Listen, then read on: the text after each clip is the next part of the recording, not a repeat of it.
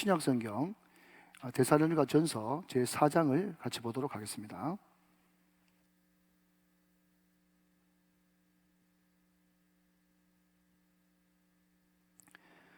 제가 가진 성경 신약 332쪽 전후에 있는 데살로니가 전서 제4장 13절 이하의 말씀, 우리 이 계시 말씀을 한 절씩 나눠서 교독하실 때 살아계신 하나님의 음성을 들을 수 있기를 원합니다. 제가 먼저 13절을 받들었죠. 형제들아, 자는 자들에 관하여는 너희가 알지 못함을 우리가 원하지 아니하노니 이는 소망 없는 다른 이와 같이 슬퍼하지 않게 하려 함이라. 우리가 예수께서 죽으셨다가 다시 살아나심을 믿을진대 이와 같이 예수 안에서 자는 자들도 하나님이 그와 함께 데리고 오시리라. 우리가 주의 말씀으로 너희에게 이것을 말하노니 주께서 강림하실 때까지 우리 살아남아 있는 자도 자는 자보다 결코 앞서지 못하리라. 주께서 호령과 천사장의 소리와 하나님의 나팔 소리로 친히 하늘로부터 강림하시리니 그리스도 안에서 죽은 자들이 먼저 일어나고 17절 18절 다 같이 시작. 그 후에 우리 살아남은 자들도 그들과 함께 구름 속으로 끌어올려 공중에서 주를 영접하게 하시리니 그리하여 우리가 항상 주와 함께 있으리라. 그러므로 이러한 말로 서로 위로하라. 아멘. 아멘. 자, 우리 오른주먹을 불끈 쥐고 오랜만에 생명 언어, 비전 언어를 한번 선포하고 우리 말씀을 받도록 하겠습니다. 여러분, 우리 자주 해보셨죠? 제가 나는 그러면 여러분들은 잘 되는 사람입니다. 앞으로 그러면 더 잘 될 겁니다. 왜냐하면 하나님이 나와 함께 하시기 때문입니다. 다 아시죠? 자, 한번 해봅니다. 나는 잘 되는 사람입니다. 앞으로 더 잘 될 것입니다. 왜냐하면 하나님이 나와 함께 하시기 때문입니다. 할렐루야. 꼭 그렇게 선포대로 되시기를 주님의 이름으로 축원합니다. 저는 어릴 때 할아버지 할머니 밑에서 자랐어요. 그렇다고 해서 부모님 사이에서 무슨 일이 있어서 그런 것이 아니고, 저희 아버님이 공무원이셨는데 제 위로 누나 둘이에요. 제가 셋째죠. 그리고 밑으로 여동생 남동생. 그럼 그때만 해도요, 둘만 낳아서 잘 그리자 그것을 넘어가지고 한 집에 한 명만 낳자, 아니면 건너뛰어서 그냥 한 집에 한 명만 낳자, 이런 시대였기 때문에 그냥 그 집에 애가 5명이다 그러면요, 거의 그냥 외계인 보듯이, 죄송합니다만은 하여튼 뭐 그냥 짐승 보듯이 그렇게 하던 그런 시대였어요. 공무원 박봉이 얼마나 힘듭니까? 그리고 제가 종갓집 종손이니까 할아버지께서 내가 종갓집 종손은 꼭 좀 키우고 싶다 그래가지고 전혀 제 의사와 상관없이 3살 때 우리 부모님을 떨어져서 초등학교 1학년 들어갈 때까지 제가 시골에서 자랐습니다. 한 달에 한 번씩, 지금 기억해보면 저희 어머니가 이제 시골로 저를 보고 오르고, 또 우리 할아버지 할머니가 농사 지은 그 반찬거리를 받으러 왔는데요, 이제 주말에 와서 하루 자고 나서 그 다음날 이제 저희 어머니는 대구로 가고 저는 제 고향 청도에 남아 있는데, 이제 저희 집에서 이제 큰 길까지 한 5분 정도 걸어서 올라가야 돼요. 그리고 큰 길에서 신장로를 타고 한 20분쯤 가야 대구로 가는 완행버스를 탈 수가 있었어요. 저는 항상 큰 길까지 우리 어머니를 이제 배웅을 했거든요. 지금 가만히 생각해보니까 어머니가 30대 초반 정도에, 지금 생각하면 너무너무 어린 나이였어요. 얼마나 자녀가 보고 싶고 떨어지는 것이 아쉽겠습니까? 저는 계속해서 이제 안녕을 하고 저희 어머니는 계속 저를 보면서 이제 들어가라고 이렇게 손짓을 하던 그런 기억이 나는데, 저희 어머니가, 저희 할아버지 할머니가 너무 잘해줬음에도 불구하고 저희 어머니가 그리워서 제가 종종 눈물 흘렸던 그것이 제 기억에 남아 있습니다. 그래서 그런지 모르겠지만 제가 목회를 해도 우리 교회에서 열심히 헌신하고 충성하시다가 타지방으로 이사 가시는 그런 재직들, 특별히 그보다도 정말 우리 교회에서 정말 없어서는 안 될 헌신하고 충성하시던 그런 중직들이 먼저 어떤 병으로, 갑작스러운 사고로 천국에 먼저 가시게 될 때 많은 사람들보다, 많은 목사님들보다 더 가슴이 아프고 또 상처가 오래 가는 것 같습니다. 그래서 제가 오늘 이 말씀을 준비하면서도 제가 부임하고 지금까지 먼저 가셨던 우리 장로님, 또 권사님, 또 집사님들, 그런 분들 이름이 또 주마등같이 스쳐 지나간 것을 보게 되었습니다. 여러분, 오늘 보면 13절을 이렇게 시작하고 있죠. 어떻게 해요? 이는 소망 없는 자와 같이 슬퍼하지 않게 하려 함이라 그랬습니다. 여러분, 이 말씀, 이 한 문장을 읽으면서 여러분들이 간파를 해야 되는 것은, 지금 데살로니가 성도들이 굉장히 소망 없는 자와 같이 슬퍼하고 있구나, 그 생각을 간파할 수 있어야 되는 거예요. 이것을 가지고 그냥 말씀의 배경 내지는 분위기라 그러는데요, 이 말씀의 배경이 어떤가, 또 분위기가 어떤가, 그것을 파악하는 것은 말씀을 말씀대로 읽을 수 있는 가장 큰 척도 중에 하나이기 때문에 이것을 먼저 간파하고 캐치하는 것은 굉장히 중요한 작업이다, 그렇게 말할 수 있겠죠. 예를 들면 이런 겁니다. 여러분, 여호수아 1장 1절 말씀 보면 모세가 죽은 후에 그렇게 여호수아가 시작되어지면서 우리가 너무나 잘 아는 말씀, 두려워하지 말라, 놀라지 말라, 내가 모세와 함께 있는 것 같이 내가 너와 함께 있겠다, 그 말씀을 하나님이 여호수아에게 하셔요. 그럼 여러분 대답하셔야 됩니다. 지금 여호수아가 두려워하고 있어요, 두려워하고 있어요? 두려워하고 있죠. 그렇죠? 아니, 두려워하지 않고 있는데 전능하시고 전지하시는 하나님이 뜬금없이 나타나가지고 자기는 전혀 괜찮은데, 여호수아는 두려워하지 말라, 놀라지 말라, 무서워 말라, 그렇게 이야기할 리가 만무하다는 것입니다. 여러분, 마찬가지로 여러분, 오늘 사도 바울이 성령의 감동으로 데살로니가 성도들에게 소망 없는 자와 같이 슬퍼하지 않게 하려 함이라, 이 말씀을 적용을 보니까 그 사람들이 믿음을 가지고 신앙을 가지고 있음에도 불구하고 지금 깊은 슬픔에 빠져 있구나, 이것을 알아차리셔야 된다는 거죠. 이해가 되시면 아멘. 여러분, 우리 예수 믿는 사람들은 두 가지 종류 아니겠어요? 한 종류는 어릴 때부터 뱃속에서부터 예수 믿었던 모태신앙자가 있고, 또 한 종류는 저처럼 안모태 출신이 있어요. 똑같이 교회 다니고 신앙생활을 하지만 어릴 때부터 기독교 배경에서 자란 그 사람들은 그들 나름대로의 말하는 것과 행동하는 양식이 있어요. 저처럼 안모태는요, 또 안모태다운 그런 말하는 것과 행동하는 양식들이 있단 말이죠. 여러분, 오늘 본문에 나오는 이 데살로니가 교회는요, 학자들에 의하면요, 사도 바울이 짧게는 3주, 또 길게는 석 달 동안 집중적으로 말씀을 전하고 복음을 전해서 탄생한 교회가 데살로니가 교회입니다. 그런데 복음을 받은 지 얼마 되지 않았음에도 불구하고 그 사람들이 굉장히 믿음이 좋았어요.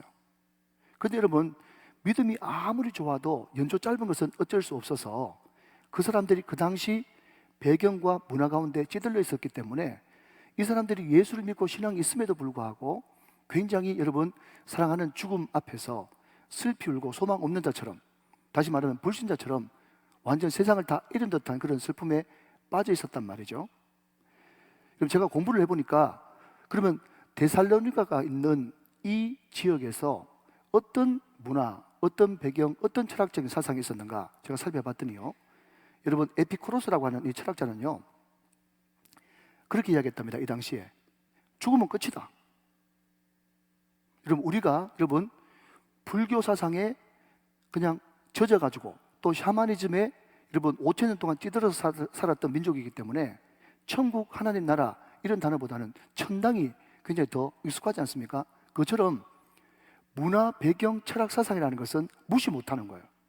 그냥 성경 자체로 그대로 그 사상이 그대로 나한테 들어오면 괜찮은데, 그 전까지 여러분 완전히 세상에 살다가 예수를 믿었다고 해서 한참 동안 그럼에도 불구하고 세상적인 사고방식을 버리지 못하는 것이 인지상정이거든요.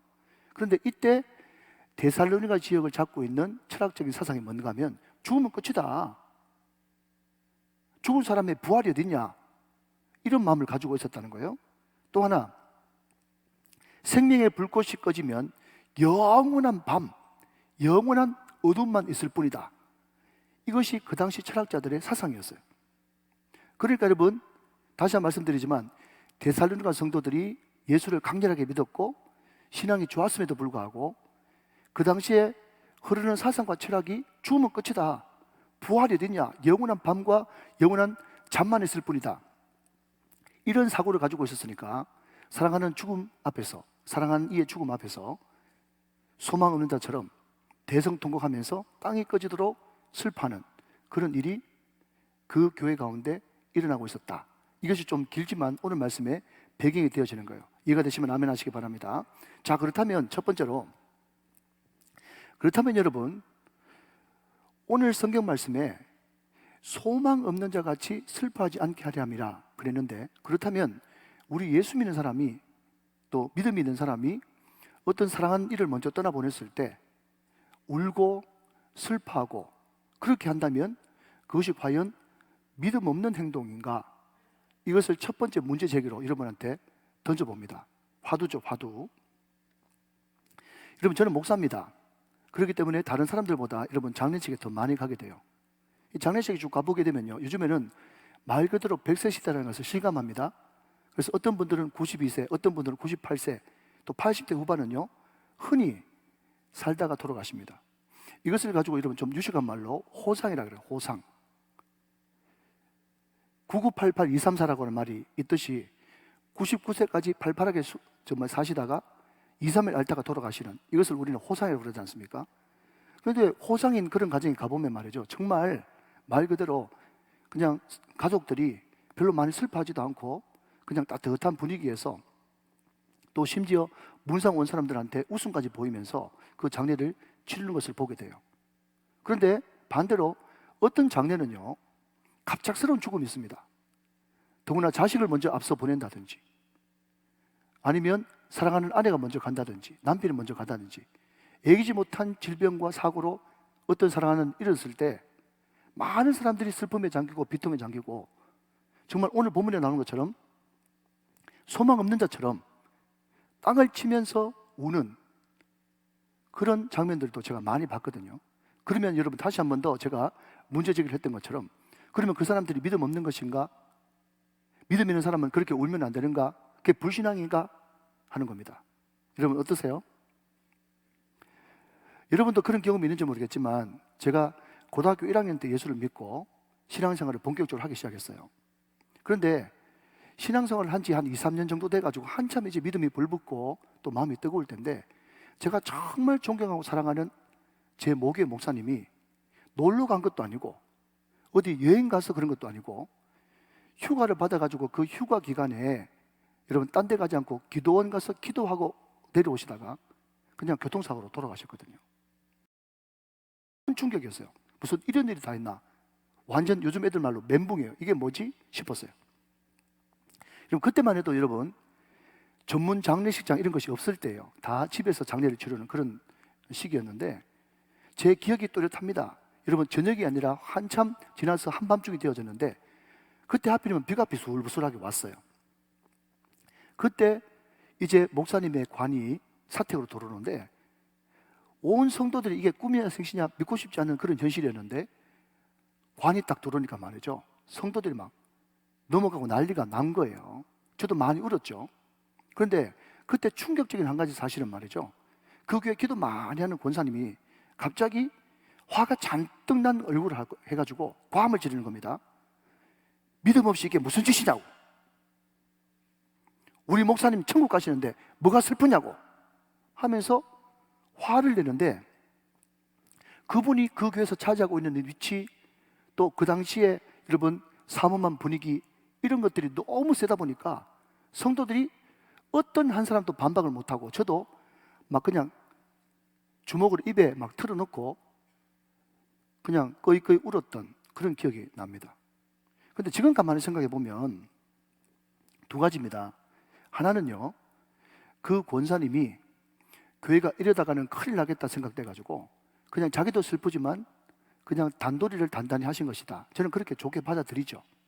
또 하나는 그럼에도 불구하고 권사님이 잘못 배워서 그렇게 생각하고 행동하셨구나, 그 생각을 지울 수가 없는 것입니다.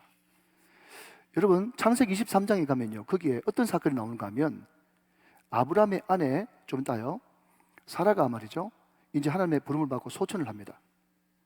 여러분 사라가 누굽니까? 아브라함의 동력자고 누이기도 하면서 부부가 다 마찬가지지만 신앙의 완전 전우 아니겠어요? 그런데 그 사라가 먼저 세상을 떠났을 때 아브라함이 슬퍼하면서 애통하는 장면이 창세기 23장 2절에 나옵니다. 같이 한번 보시면, 사라가 가나안 땅 헤브론 곧 기랏 아르바에서 죽음에 아브라함이 들어가서 사라를 위하여 뭐 했다고요? 슬퍼하며 애통했다. 그렇게 기록을 하고 있어요. 여러분 아브라함은요 믿음 없는 사람이 아니고요, 아브라함은 누구죠? 믿음의 조상이에요. 믿음의 대표적인 선두자란 말이죠. 그럼에도 불구하고 아브라함은 슬퍼하며 애통했어요. 자, 여러분 쭉 넘어가서 사도행전 7장으로 넘어가면 거기에 순교자 스데반이 나오는데 그 스데반이 정말 돌에 맞아 죽어서 영생의 꽃, 순교의 꽃이 됐어요. 그 젊은 집사님이 먼저 모든 것을 내려놓고 순교의 꽃이 됐다는 그 소식을 듣고 경건한 초대교회 성도들이 슬퍼 크게 울고 애통하는 모습을 보게 됩니다. 자, 여러분 사도행전 8장 2절 말씀을 또 보시면 어떤 사람들이요? 경건한 사람들이요. 믿음 없는 사람이 아니에요. 경건한 사람들이 어떻게 했다고요? 스데반을 장사하고 위하여 크게 울었다. 크게 울었다고 그렇게 이야기하고 있습니다. 자, 여러분 마지막으로 한 분 더 봅니다. 여러분 요한복음 11장으로 넘어가면 거기에 예수님이 사랑하셨던 한 가정이 나오죠. 나사로, 마르다, 마리아 가정입니다. 무슨 이유 때문인지 모르겠지만 나사로가 병들어 죽었어요. 죽은 지 벌써 나흘이 됐습니다. 예수님께서 왜 빨리 안 오시고 시간을 끈지 모르겠지만 예수님이 나흘 뒤에 드디어 그 집에 도착했습니다. 많은 사람들이 사랑하는 이의 죽음, 나사로의 죽음 때문에 울고 비통해하고 애통하면서 막 우는 모습을 보면서 우리 예수님도 같이 눈물을 흘리셨다고 요한복음 11장 32절부터 33절부터 35절까지의 말씀이 나옵니다. 자, 한 번 더 확인해 보시죠. 예수께서 그가 우는 것과 또 함께 온 유대인들이 우는 것을 보시고 심령의 비통이 여기시고 불쌍히 여기사 이르시되 그를 어디 두었느냐 이르되 주여 와서 보시옵소서 하니 35절 다 같이 시작. 예수께서 눈물을 흘리시더라 그랬습니다. 여러분 성경을 보니까요 사랑한 이의 죽음 앞에서 아브라함도 울었고 경건한 초대교회 성도들도 울었고 심지어 예수님도 사랑하는 이 나사로가 죽었을 때 울었어요. 그러면 여러분 제가 서두에 화두를 던졌습니다. 뭐라고요? 우리 예수 믿는 사람은, 천국에 소망이 있는 사람은, 믿는 사람들은 사랑하는 이를 먼저 보내면서 울면 안 되는가? 슬퍼 애통하고 통곡하는 것이 비성경적인가? 믿음 없는 것인가? 아니라는 거예요. 이것은 믿음하고 전혀 상관없는 일입니다. 오히려 여러분 슬피 울어줌으로 말미암아서 유가족들에게 큰 위로가 될 수도 있는 거예요. 그러나 그럼에도 불구하고 우리 예수 믿는 사람, 천국에 소망이 있는 사람들은요 소망 없는 자하고 뚜렷한 차이점과 구별점이 있어야 된다고 성경은 말씀하고 있다는 거죠.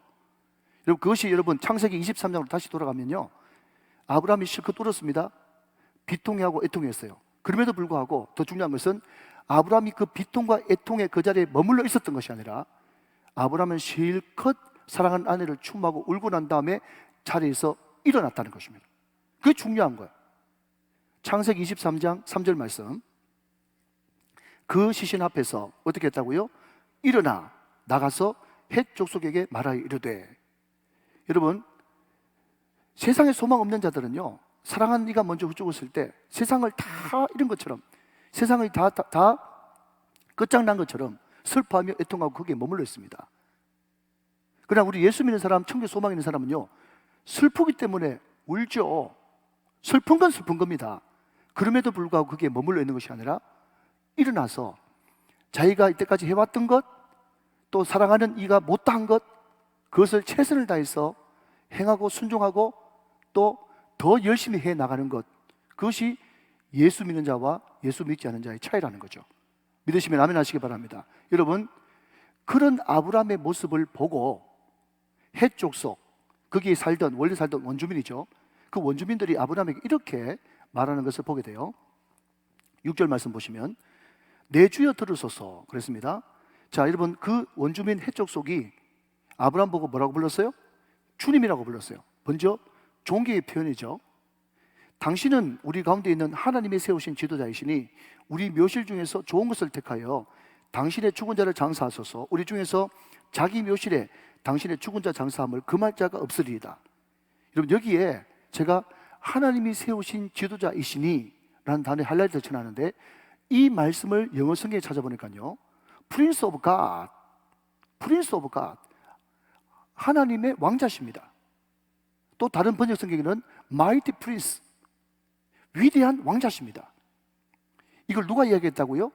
자기 가족이요? 아니요. 아브라함을 지켜봤던 이방 헷 족속이 아브라함을 그렇게 평가를 해줬다는 것입니다.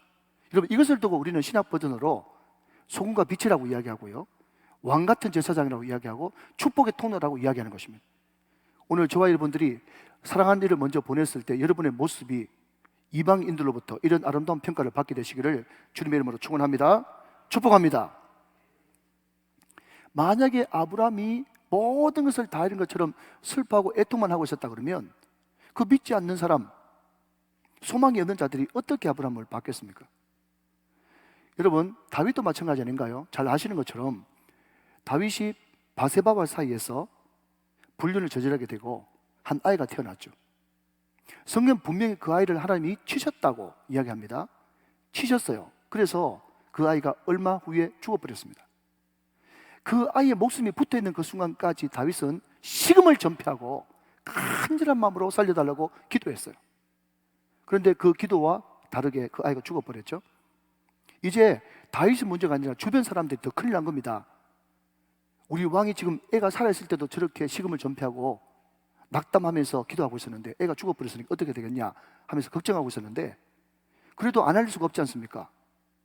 왕이여, 아들이 죽었습니다. 그랬을 때 다윗은 전혀 여러분 의외의 반응을 하게 됩니다.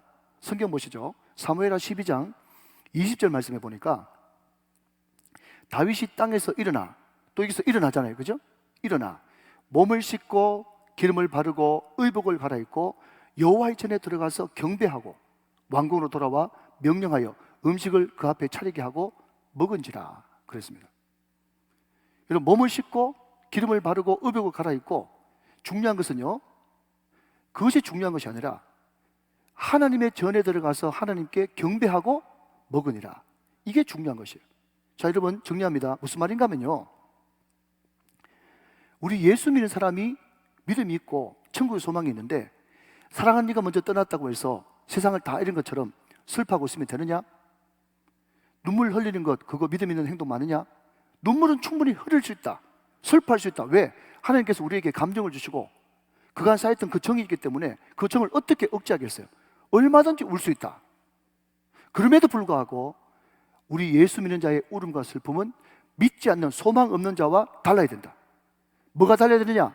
첫 번째, 신앙 고백. 하나님, 그럼에도 불구하고 하나님은 생명의 주인이십니다.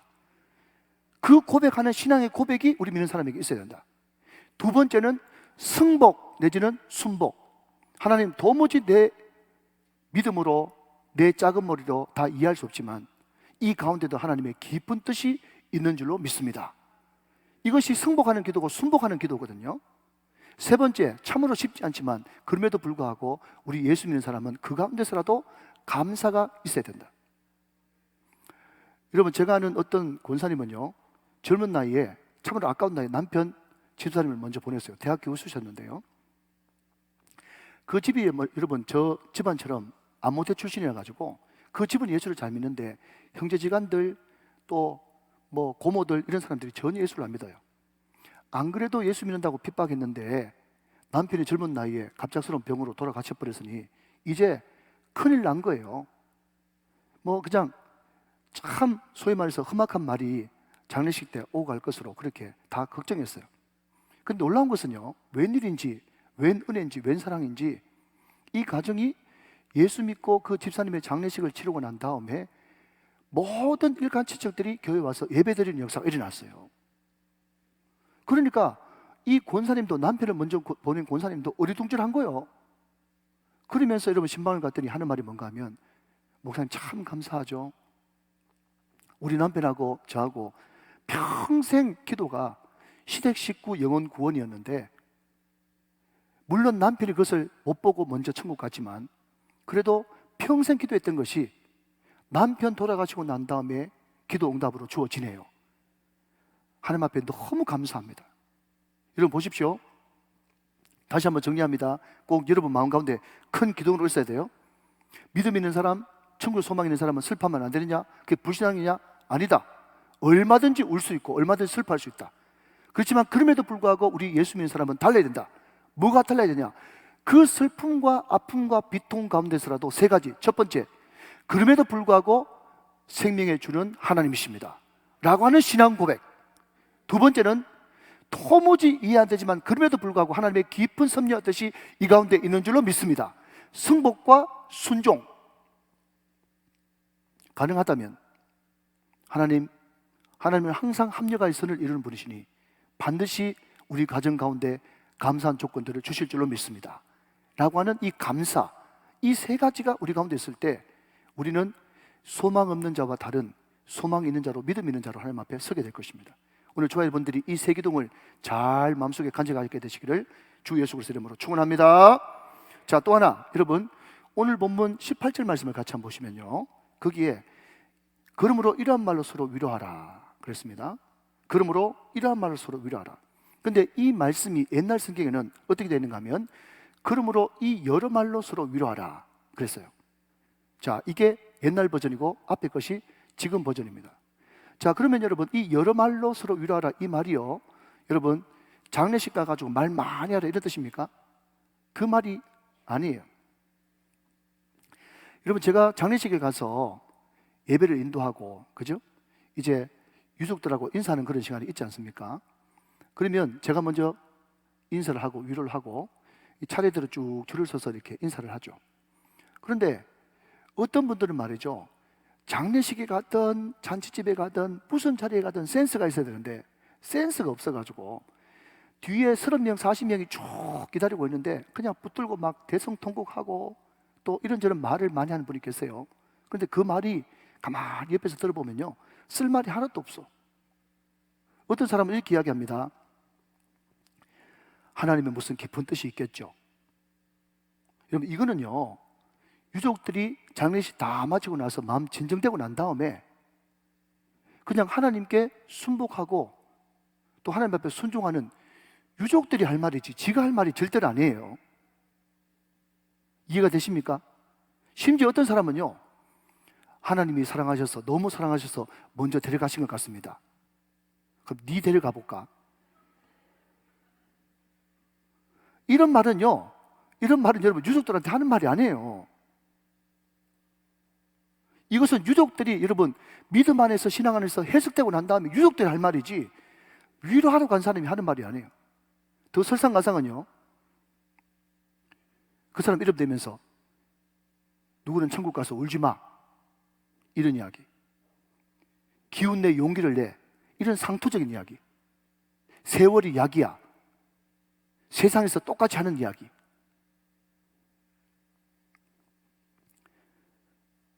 여러분 가만히 생각 한번 안 해보셨어요? 여러분 저는 이 말씀을 묵상하면서 어떤 생각이 드는가 하면, 그렇기 때문에 우리가 무슨 말을 하려거든 주님이 말씀하신 것 같이 하고, 아멘. 그렇기 때문에 말씀을 더 공부하고 말씀에 더 창념하고 말씀대로 순종하면서 내가 순종된 말씀, 내 삶에서 순종된 말씀을 가지고 다른 사람들을 권면하고 다른 사람들을 위로하고 격려하고 이렇게 해야 되겠구나, 말씀에 더 집중해야 되겠구나, 그런 생각을 하게 되는 겁니다. 아무리 비탄에 빠지고 슬픔에 빠진 가정이라고 할지라도 정말 우리가 예배를 드리면서 하나님의 말씀으로 위로하면 그 사람들이 위로받는 것을 보게 되거든요. 그래서 저는요, 이 말씀을 묵상하면서 제 생각에 번뜩 어떤 생각이 드는가 하면, 여기 여러 가지 말, 이러한 말이 나오는데 이 말이 헬라 원어로 뭘까? 제가 사전을 찾아보니까요, 역시나 아니나 다를까 이 말이 그냥 말이 아니고요, 로고스, 말씀이더라고요. 말씀. 사랑하는 여러분, 말씀으로 위로하시기 바랍니다. 말씀으로 칭찬하시기 바랍니다. 말씀으로 격려하시기 바랍니다. 말씀이 진정한 위로가 되어지는 거예요. 여러분 그 말씀이 정말 여러분 마음속에 감동 주신 그 말씀이 정말 위로로 선포되어질 때 처음에는 좀 아프게 들을지 모르겠지만 진정한 위로가 되어지는 거예요. 왜냐하면 말씀은 하나님이시기 때문이죠. 여러분 말씀에 더욱더 정통한 우리 우정교회 권속들 다 되시기를 주 예수 그리스도 이름으로 축원합니다. 자, 마지막으로요, 오늘 본문에 보니까요 참 은혜가 되는 두 단어가 있습니다. 자, 여러분 다시 한번요, 제가 말씀을 드릴 때 성경을 읽으면서 성부, 성자, 성령, 삼위 하나님은 항상 성경의 주인공이시니까 동그라미를 하고, 그 다음에 13절부터 18절까지 이 한 단락을 읽을 때 가장 많이 반복돼 나오는 단어가 뭔가, 그것을 주목하는 것이 굉장히 유용하다. 여러 번 말씀드리고 두 번만 더 말씀드리면 100번이에요. 자, 여러분 그런 의미에서 13절 말씀 한번 보시면, 자, 앞을 보세요. 자, 그걸 보니까 13절에 형제들아 자는 자들에 관하여는, 그러면서 13절에 자는 자가 나옵니다. 14절 말씀을 또 보니까 14절에도 이와 같이 예수 안에서 어떤 자들도 자는 자들도, 그러면서 자는 자가 또 나옵니다. 15절 말씀에 보니까 거기도 우리 살아남아 있는 자도 자는 자보다 결코 앞서지 못하리라. 자는 자가 또 나와요. 자는 자, 자는 자, 자는 자. 여러분, 여기뿐만 그런 것이 아니고요, 사복음서에도 보면요, 달리다굼이라고 하는 유명한 사건이 있지 않습니까? 내가 말하는 이 소녀야 일어나라.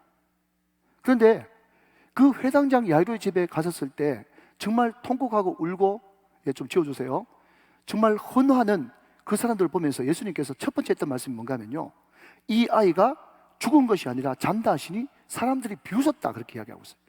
여러분, 예수님도, 사도 바울도 예수 믿는 사람의 죽음을 향해서 죽었다 그러지 않고 잔다 그렇게 이야기했어요. 여러분, 이 말씀은 무슨 말입니까? 여러분, 우리가 이 땅에 육신의 눈을 감는 순간 동시에 천국에서 눈뜨게 될 줄로 믿으시기 바랍니다. 이게 믿는 자의 소망이에요. 장차 우리 주님께서 공중 재림하실 때 우리도 예수님과 함께 부활하게 될 줄로 믿으시기 바랍니다. 여러분, 이것이 바로 여러분 잔다라고 하는 말의 의미인 것이죠. 자, 그러면 여러분, 그러면 과연 어떻게, 무엇 때문에, 누구 때문에, 누구를 통하여 우리 믿는 사람들이 죽은 것이 아니라 잔다라고 하는 이런 놀라운 축복을 받게 되었는가? 이것이 오늘 말씀의 핵심이 되어지는 거예요. 자, 여러분, 14절 말씀 제가 읽습니다. 잘 보세요. 우리가 예수께서 죽으셨다가 다시 살아나심을 믿을진대 이와 같이 예수 안에서 자는 자들도 하나님이 그와 함께 데리고 오시리라. 자, 여러분, 볼펜 있으시죠? 자, 볼펜을 꺼내셔서 다시 한번요. 우리가 예수께서 죽으셨다가, 이 죽으셨다라고 하는 것에, 자, 동그라미를 칩니다. 다시 살아나심을 믿을진대 이와 같이 예수 안에서 자는 자들도, 그게 밑줄을 그어 보십니다. 하나님이 그와 함께 데리고 오시리라. 자, 여러분, 여기 보면 대조되는 두 단어가 등장하죠. 하나는 뭡니까? 예수님께서는 죽으셨다. 또 하나는 뭡니까? 예수 안에서 우리 믿는 자들은 잔다. 제가 여러분 마지막 대제 이야기하기를 이런 이야기를 했습니다. 어떻게, 무엇 때문에, 누구를 통하여 우리가 죽은 것이 아니라 우리 예수 믿는 자의 죽음이 자는 것으로 변하게 되었는가? 제가 그 질문을 던졌어요. 여러분, 오늘 이 14절 말씀을 읽으면서 감이 오십니까? 이 말씀은 뭘 말하는가 하면 예수 그리스도의 죽으심과 부활 때문에 우리는 그 덕분으로 자는 자의 축복을 누리게 되었다는 거예요. 여러분, 이것이 복음 아닙니까? 복음. 이게 복음이에요. 여러분, 죽음에는 두 종류가 있습니다. 세례교육 받을 때 제대로 공부하셨다면 다 들었을 거예요. 하나는 육신적인 죽음이 있고 또 하나는 영원한 죽음이 있어요. 육신적인 죽음은요, 믿는 사람이나 안 믿는 사람이나 다 같은 죽음입니다. 왜냐하면 모든 사람이 죄를 범하였고 죄의 삭은 사망이기 때문에. 여러분, 김일성도 죽었습니다. 모태정도 죽었습니다. 스탈린도 죽었습니다. 아멘 할 때까지. 여러분, 영생교 교주도 죽었습니다. 신천지 교주도 죽을 것입니다. 다 죽어요. 모든 육체들은 다 죽어요. 믿는 사람이든 안 믿는 사람이든 다 죽습니다. 이게 육체적인 죽음이에요. 그런데 또 하나의 죽음은요, 영원한 죽음인데 이 죽음은 예수 안 믿는 사람들에게만 해당되고 예수 믿는 사람들에게는 해당되지 않습니다. 예수 믿는 사람들은 이 땅에서 육신적인 죽음을 하는 순간 천국에서 눈뜨고 영생 복락을 누리게 됩니다. 그러나 예수 믿지 않은 사람은요, 이 세상에서 죽을 때 지옥에서 눈뜨게 되는데 그 지옥불에 영혼이 떨어지는 것을 가지고 우리는 영원한 죽음, 다른 말로 영벌에 처해지게 된다, 그렇게 이야기를 한다는 거예요. 여러분, 우리가 사도신경을 고백하고 있는데 사도신경을 보면요, 본디오 빌라도에게 고난을 받으사 십자가를 못 박혀 죽으시고 장사한 지 사흘 만에 죽은 자 가운데서 다시 살아났다, 그렇게 고백하고 있는데 우리 한글 사도신경에는 그렇게 되어 있는데 영어 사도신경에 보면요, 본디오 빌라도에게 고난을 받으사 십자가에 못 박혀 죽으시고 장사한 지 사흘 만에 죽은 자 가운데서 다시 살아났다라고 하는 그 중간에 어떤 단어가 포함되어 있는가 하면 십자가에 못 박혀 죽으시고 그 다음에 부활하시기 전에 into the hell, 지옥에 들어가셨다. 이게 영어 사도신경에 나와요. 영어 볼 줄 아는 사람들 한번 보시기 바랍니다. 학자들은 이것을 두고 이렇게 이야기합니다. 하나님이신 예수 그리스도께서 십자가에 못 박혀 죽으시고 사흘 동안 무덤 사이에 있는 동안에 지옥까지 내려가셔서 지옥의 모든 고통을 같이 겪으셨다, 이렇게 문자 그대로 해석하는 학자들이 있고, 그게 아니라 할지라도 하나님이신 예수님이 사망의 자리에서 사흘 동안 있었다는 그 자체가 지옥의 고통을 겪은 것이다, 그렇게 해석하는 학자도 있다는 것입니다. 어떻게 해석하든 상관없이 중요한 것은, 핵심은 우리 예수님의 죽음은요, 영원한 죽음입니다. 단번에 죽으심입니다. 우리의 모든 죄와 저주와 아픔과 고통과 사망의 모든 악한 권세를 완전히 종식시킬 수 있는 완벽한 죽음, 영원한 죽음, 단번의 죽음이 우리 예수님의 십자가의 죽으심입니다. 그 예수님의 죽으심 때문에 우리는 자는 자의 축복을 받은 것입니다. 여러분, 이것이 복음이에요. 이것이 복음. 그렇기 때문에 여러분, 예수님을 향해서는 정확하게 14절에 죽었다, 그렇게 이야기하고 있고, 우리 예수 믿는 사람을 향해서는 잔다, 그렇게 표현한 것입니다. 할렐루야. 여러분, 14절 말씀에 보니까 여기에 예수 안에서 자는 자들도 이렇게 되어 있지 않습니까? 예수 안에서. 그런데 이 예수 안에서라는 이 말을 원문에 더 가깝게 번역하면요, 예수님 때문에 내지는 예수를 통하여. 여러분, 우리는 예수님 때문에 영원한 사망에서 생명의 구원을 받았습니다. 영원한 죽음에서 영벌의 체제들, 우리가 나 위하여, 나 때문에, 나 대신에 죽으신 예수님의 십자가의 죽음 때문에 우리는 자는 자의 축복을 받게 되었습니다. 여러분, 그래서 어떤 교회에서는요, 보혈을 지나 하나님 품으로, 그 지나라는 지나라고 하는 낱말 대신에 보혈을 통해 하나님 품으로, 보혈을 통해 아버지 품으로, 보혈을 통해 하나님 품으로 한 걸음씩 더 나아가네. through, 이 통해라고 하는 이 단어를 쓰게 되는 거죠. 여러분, 요한계시록 14장 13절 말씀 보니까요, 또 내가 들으니 하늘에서 음성이 나서 이르되 기록하라, 지금 이후로 주 안에서 죽는 자들이 복이 있도다 하심에 성령이 이르시되 그러하다 그들이 수고를 거치고 쉬리니 이는 그들의 행한 일이 따름이라 하시더라. 여러분, 예수님의 죽음관, 예수님이 주님을 바라보는 시각은요, 완전 우리 시선하고 다른 것입니다. 우리는요, 다시 말씀드리지만 불교 문화권에, 여러분, 샤머니즘에 완전 찌달리다 보니까 죽음은 두려움이고 공포고, 모든 사람도 그 죽음 앞에 어떤 권력자도 벌벌벌 떨었어. 그렇지만 예수님의 죽음과는요, 무릇 주 안에서 죽는 자들은 복이 있도다. 성도의 죽음을 기중히 보시는도다. 그게 예수님의 시각이에요. 한 걸음 더 나가서 한 번 더 띄워주시면요, 예수님에게 있어서 성도의 죽음은요, 쉼이고 휴식입니다. 그렇기 때문에 여러분, 성도들 향해서 죽었다 그러지 않고 잔다라고 표현을 하고 있는 것이죠. 자, 여러분, 자 들어보십시오. 잘 들으셔야 돼요. 여러분, 제가 지금 제 생각으로 막 이야기하는 게 아니고 제가 다 공부하고 연구하고 있는 이야기니까 잘 들으셔야 됩니다. 자, 두 번째 초점요. 자, 여러분, 잠과 죽음의 차이가 뭡니까? 저처럼 여러분 코를 좀 고는 사람들은요, 그냥 자는지 죽었는지 금방 알아요. 그죠? 또 코골이가 심한 분들은요, 갑자기 떨컥거리면 자기 부인이 죽은 줄 알고 깜짝 놀라서 일어나지 않습니까? 예, 그러니까 여러분, 근데 세건 잠든 사람은요, 이게 정말 자는 건지 죽은 건지 구분이 안 됩니다. 그런데 잠과 죽음의 가장 여러분 구별할 수 있는 두 가지 핵심 단어는요, 하나는 생명이라고 하는 단어고요, 또 하나는 의식이라고 하는 단어입니다. 잘 들으셔야 돼요. 자, 제가 공부를 많이 해왔어요. 잘 들으세요. 잠과 죽음의 차이는 두 가지입니다. 하나는 뭐라고요? 생명이고 하나는 의식입니다. 여러분, 아무리 조용하게 잠을 자도, 그 사람이 죽음까지 잠을 자도 그 안에 생명이 있기 때문에 반드시 그 다음날 깰 것을 믿습니다. 그게 잠의 차이죠. 잠과 죽음의 차이죠. 그리고 여러분, 그 생명이 있다는 것은 의식이 있다는 것을 동반하기 때문에, 그래서 제가 말씀드리고 싶은 것은요, 많은 예수 믿는 사람들이 이런 설교를 한 번도 들어보지 못했으니까 그냥 자기 상상으로 생각하는 거예요. 어떤 생각을 하는가 하면 내가 죽을 때 너무 고통스럽지 않을까?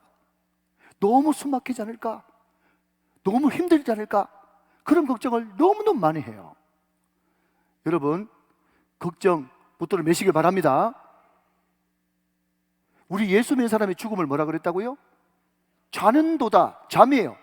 잠은 여러분 생명과 의식, 이 두 가지가 있기 때문에 여러분, 여러분들이 죽을 때 하나님의 능력으로 또 천군천사의 수정으로 말미암아 그냥 의식이 있는데 잠자니까 몽롱해지면서 잠자는 것 같이 여러분 하나님 앞에 불림받을 줄로 믿으시기 바랍니다. 이게 여러분 제가 연구한 결과예요. 그러니까 여러분 걱정하지 마세요. 죽을 때 숨 막히지 않을까, 얼마나 고통스러울까, 그 걱정도 하지 마시고 네가 지옥불에 떨어질까, 그 걱정도 하지 마세요. 예수를 전심으로 믿으신다면. 그러나 여러분 다시금 여러분 마음을 다잡고 걱정하십시오.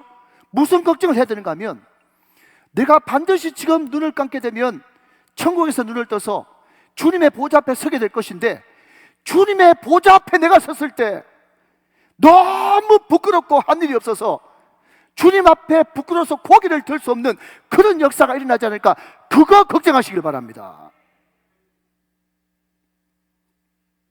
너무 크게 말씀드려서 못 알아들으셨어요? 다 알아들으셨으면 아멘. 예수를 믿는다고 하면서도, 천국 소망이 있다고 하면서도 죽을 때 너무 고통스럽지 않게 죽어야 될 텐데 이런 걱정을 하고, 지옥 떨어지지 않을까 이런 걱정을 하고, 이런 걱정 붙들어 매고, 이것은 너무 유치한 수준이요. 우리 예수 믿는 사람들은 내가 천국에서 눈뜨게 될 때 백보자 심판대 앞에서 주님 앞에 너무 부끄러운 모습으로 서게 되지 않을까, 그 걱정은 반드시 하셔야 됩니다. 말씀 맺습니다. 저는 이 예화를 너무 좋아해가지고요, 장례식 때 자주 이야기했어요. 또 한 번 들려드립니다. 못 들으신 분은 은혜 받으시고 또 들으신 분은 한 번 더 들으시기 바랍니다. 여러분, 어떤 선교사님이 아프리카에서 선교하다가 이제 연세가 연만하시고 몸이 병들어가지고 이제 본국으로, 영국으로 소환이 되게 됐어요. 이제 사역을 마치시는 거죠. 근데 그 배에 누가 타 있었는가 하면 오래전에 아르헨티나하고 영국하고 전쟁을 했습니다. 오래전 이야기죠. 그때 그 전쟁에서 승리한 영국 군사들이 그 배에 타고 있었습니다. 이제 영국에 있는 어떤 항구에 들어올 때가 다 돼가지고 안내방송이 나오는 겁니다. 승객 여러분, 대단히 죄송합니다. 지금 항구에 오늘 이 배에는 전쟁에서 승리한 병사들이 타고 있는데, 이 병사들을 환영하기 위해서 여왕님과 많은 관료들이 직접 나와서 환영 프레이드를 하게 됐습니다. 긴 시간 걸리지 않으니까 승객님들은 잠시만 실내에서 대기해 주시면 대단히 감사하겠습니다. 그 안내방송에 나온 거죠. 이 선교사님이 배에서 이제 창문을 통해서 그 환영식을 바라보는 겁니다. 화려한 천막이 쳐지고 레드 카펫이 쫙 깔리면서 군악대가 말이죠, 빵빠레를 막 울리기 시작합니다. 그때 정말 세단을 타고 여왕이 나타나가지고 단상에 딱 서니까 말이죠, 많은 사람들이, 거기에 있는 많은 환영객들이 박수를 치고 환영을 하고 대단한 막 꽃가루가 막 날리면서 엄청난 환영식이 벌어졌어요. 그 모습을 지켜보던 선교사님이 속으로 넋두리를 하는 겁니다. 하나님, 저 군인들은 저렇게 환영을 받는데 저는 평생 선교지에서 고생만 하다가 사역을 다 마치고 나서 남은 것은 늙은 몸과 병든 육체밖에 없습니다. 이것이 한평생 주님을 위해서 헌신하고 사역했던 주의 종에게 주시는 하나님의 선물이란 말입니까? 하면서 넋두리를 한 거예요. 여러분, 그 넋두리를 하고 있을 때 하나님께서 마음속에 오늘 이 말씀을 주시면서 위로하신 거죠. 사랑하는 아들아, 너는 여왕의 마중이 그렇게 부러우냐? 너는 저 군악대의 빵빠레가 그렇게 부러우냐? 걱정하지 마라. 염려하지 마라. 장차 네가 내 앞에 오는 날 나는 너를 위해서 레드카펫 대신에 황금길, 수정길을 깔아놓고 기다리고 있을 것이고, 군악대의 빵빠레 대신에 천군 천사의 나팔 소리로 너를 기다리고 있을 것이다.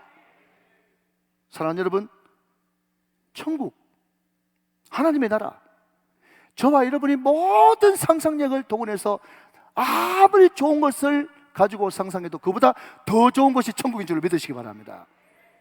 어떤 세상에 여러분 문장가들이 정말 화려한 수식어를 다 동원해서 천국을 묘사해도 다 묘사할 수 없는, 천분의 일, 만분의 일도 다 묘사할 수 없는 너무나 화려하고 좋은 곳이 천국인 줄로 믿으시기 바랍니다. 이렇게밖에 천국을 설명 못하겠어요. 그러나 여러분, 그 화려한 것, 그 좋은 것, 그 더 이상의 왜 천국이 천국이 될 수밖에 없느냐? 오늘 내가 나와 함께 낙원에 있으리라. 아무리 좋고 아무리 화려해도 그 천국에 우리 주님이 계시지 않는다면, 사랑하는 그분이 안 계신다면 그것이 어떻게 천국이 될 수 있겠어요? 여러분, 천국은 우리가 그토록 그리워하는 우리 주님이 계시기 때문에 그곳은 천국입니다. 여러분, 왜 천국이 천국입니까? 그곳은 눈물도 없고 한숨도 없고 애통하는 것이나 곡하는 것이나 사망이나 아픈 것이나 어두운 것이 다시 있지 않기 때문에 그것이 천국인 것입니다. 예수 그리스도의 피 공로 때문에 모든 부정적인 것이 사라지고 밝음과 빛으로 가득한 해와 달과 광채가 필요 없는 보다 자체가 빛이 되어지는 그곳이 천국이기 때문에 여러분, 소망을 가지시길 바랍니다. 우리가 그곳에 가면 우리 사랑하는 조장로님, 사랑하는 남장로님, 우리 유권사님, 하집사님, 심집사님, 우리 곁을 떠나갔던 많은 사랑하는 성도들, 그리고 믿음으로 한평생 잘 살아주셨던 우리 아버지 엄마, 교회 장로님, 목사님들, 그리운 얼굴 다 보게 될 것입니다. 사랑하는 여러분, 오늘 이 말씀을 들으면서 한 가지 확신해야 되는 것은 우리 주님은 반드시 재림하십니다. 우리는 반드시 부활합니다. 우리는 예수님과 함께 영원토록 천년 동안 그분과 왕노릇 할 겁니다. 오늘 이 말로 다시 한 번 더 소망 얻으시고 힘있게 한 주간 천국 백성답게 승리하시는 저와 여러분 다 되시기를 주 예수 그리스도 이름으로 축원합니다.